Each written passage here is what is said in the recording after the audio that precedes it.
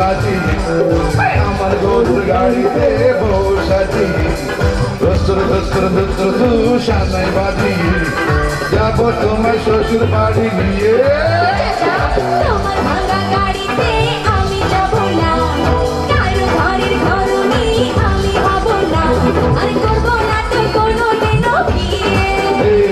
যাব তোমার শ্বশুর বাড়ি নিয়ে।